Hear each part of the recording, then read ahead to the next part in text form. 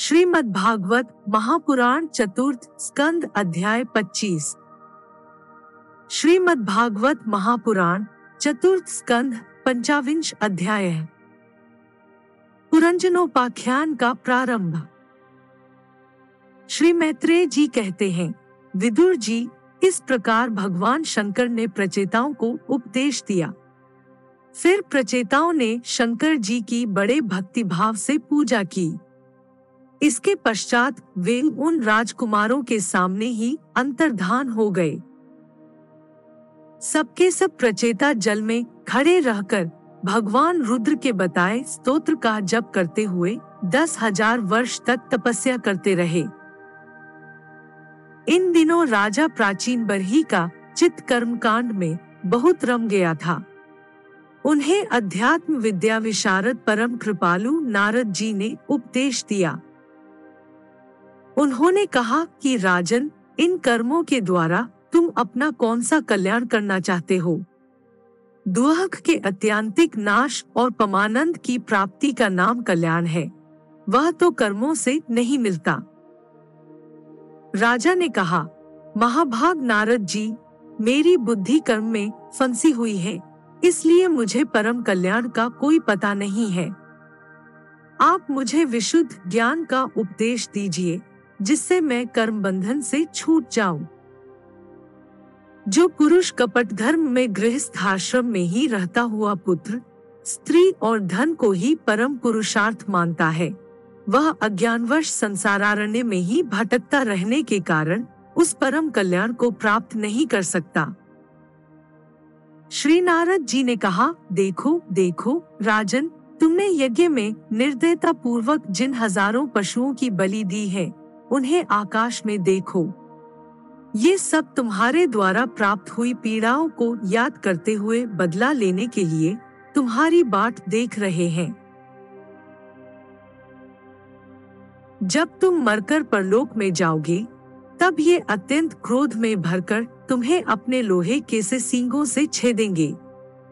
अच्छा, इस विषय में मैं तुम्हें एक प्राचीन उपाख्यान सुनाता हूँ। वह राजा पुरंजन का चरित्र है, उसे तुम मुझसे सावधान होकर सुनो। राजन, पूर्व काल में पुरंजन नाम का एक बड़ा यशस्वी राजा था। उसका अविज्ञात नामक एक मित्र था। कोई भी उसकी चेष्टाओं को समझ नहीं सकता था। राजा पुरंजन अपने रहने योग्य स्थान की खोज में सारी पृथ्वी में घूमा, फिर भी जब उसे कोई अनुरूप स्थान न मिला, तब वह कुछ उदास सा हो गया। उसे तरह तरह के भोगों की लालसा थी। उन्हें भोगने के लिए उसने संसार में जितने नगर देखे, उनमें से कोई भी उसे ठीक न जंचा। एक दिन उसने हिमालय के दक्षिण तटवर्ती शिखरों पर कर्म भूमि भारत खंड में एक 9 द्वारों का नगर देखा। वह सब प्रकार के सुलक्षणों से संपन्न था। सब ओर से परकोटों, बगीचों, अटारियों, खाइयों, झरोखों और राजद्वारों से सुशोभित था और सोने, चांदी तथा लोहे के शिखरों वाले विशाल भवनों से खचाखच भरा था। उसके महलों की फर्शें नीलम, स्फटिक, वैदूर्य, मोती, पन्ने और लालों की बनी हुई थी। अपनी कांति के कारण वह नागों की राजधानी भोगवतीपुरी के समान जान पड़ता था। उसमें जहां तहां अनेकों सभा भवन, चौराहे, सड़कें, क्रीड़ा भवन, बाजार, विश्राम स्थान, ध्वजापताकाएं और मूंगे के चबूतरे सुशोभित थे। उस नगर के बाहर दिव्य वृक्ष और लताओं से पूर्ण एक सुंदर बाग था। उसके बीच में एक सरोवर सुशोभित था। उसके आसपास अनेकों पक्षी भांति भांति की बोली बोल रहे थे तथा भौरे गुंजार कर रहे थे। सरोवर के तट पर जो वृक्ष थे, उनकी डालियां और पत्ते शीतल झरनों के जलकणों से मिली हुई वासंती वायु के झरोकों से हिल रहे थे और इस प्रकार वे तटवर्ती भूमि की शोभा बढ़ा रहे थे। वहां के वन्य पशु भी मुनिजनोचित अहिंसादी व्रतों का पालन करने वाले थे, इसलिए उनसे किसी को कोई कष्ट नहीं पहुंचता था। वहां बार बार जो कोकिल की कुहूध्वनि होती थी, उससे मार्ग में चलने वाले बटोहियों को ऐसा भ्रम होता था मानो यह बगीचा विश्राम करने के लिए उन्हें बुला रहा है।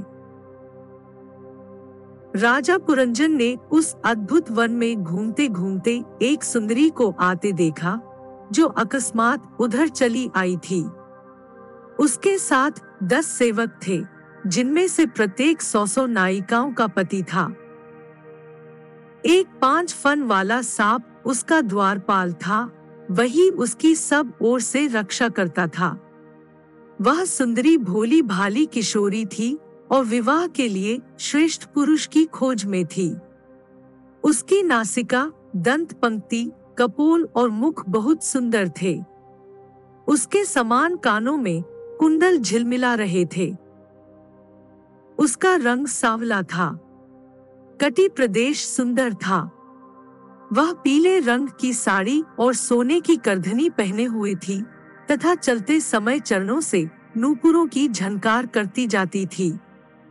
अधिक क्या, वह साक्षात कोई देवी सी जान पड़ती थी। वह गजगामिनी बाला, किशोरावस्था की सूचना देने वाले अपने गोल गोल समान और परस्पर सटे हुए स्तनों को लज्जावश बार बार अंचल से ढकती जाती थी। उसकी प्रेम से मटकती भौं और प्रेमपूर्ण तिरछी चितवन के बाण से घायल होकर वीर पुरंजन ने लज्जायुक्त मुस्कान से और भी सुंदर लगने वाली उस देवी से मधुर वाणी में कहा, कमल दल लोचने, मुझे बताओ तुम कौन हो, किसकी कन्या हो? साध्वी, इस समय कहाँ से रही हो? भीरू, इस पुरी के समीप तुम क्या करना चाहती हो?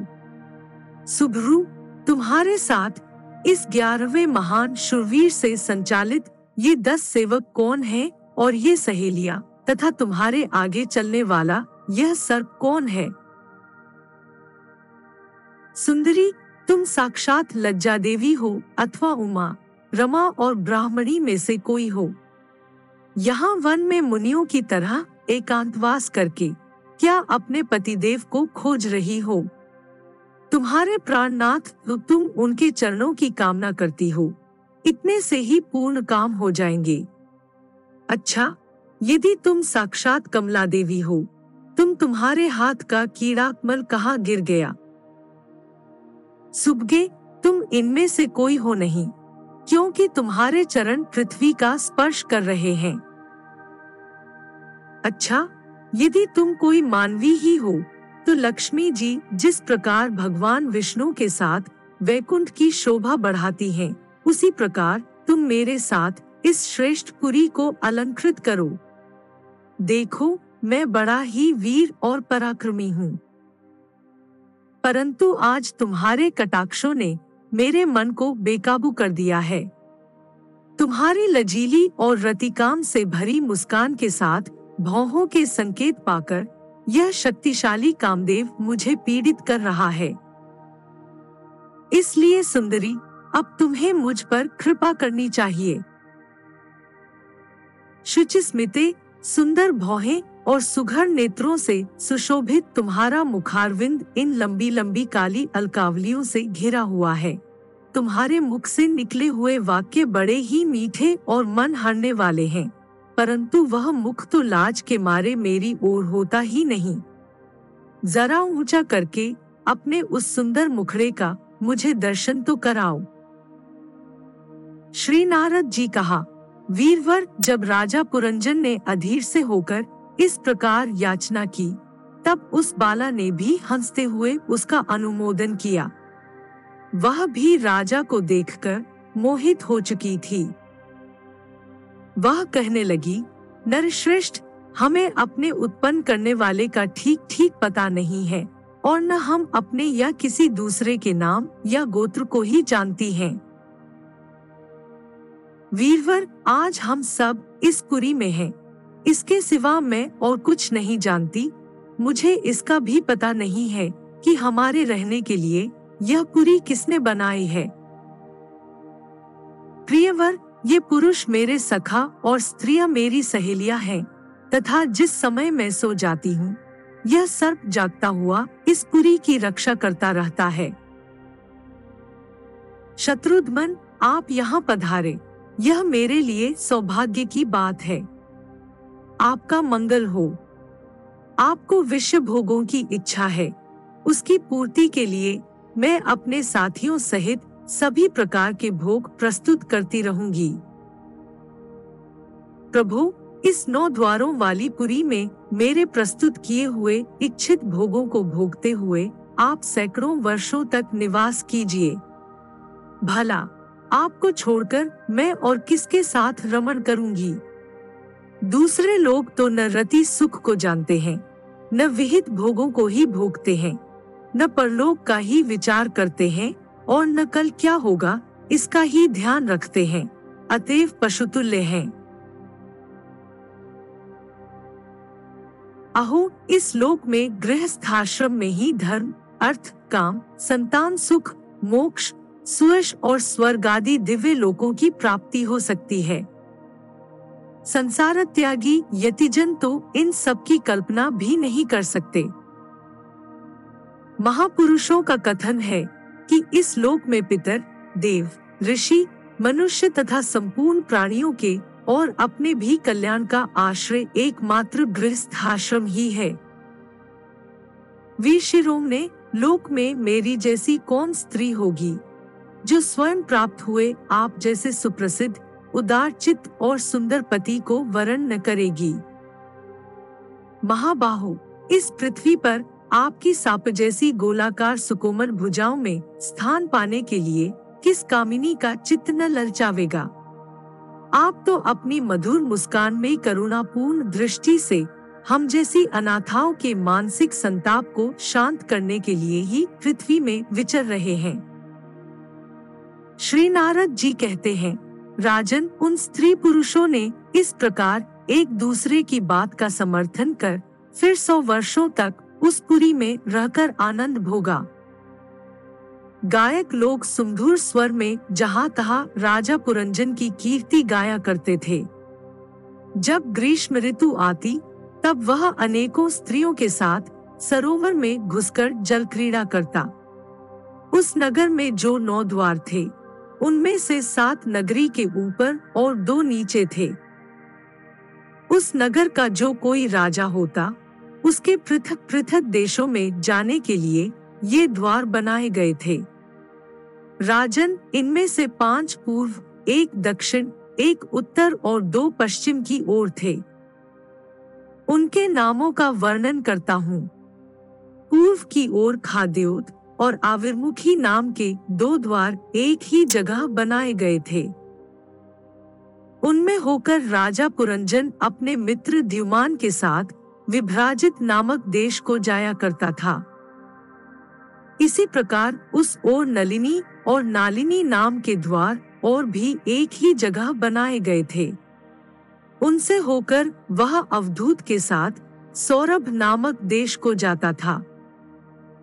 पूर्व दिशा की ओर मुख्या नाम का जो 5वां द्वार था, उसमें होकर वह रसज्ञ और विपन के साथ क्रमशः बहुदन और आपण नाम के देशों को जाता था।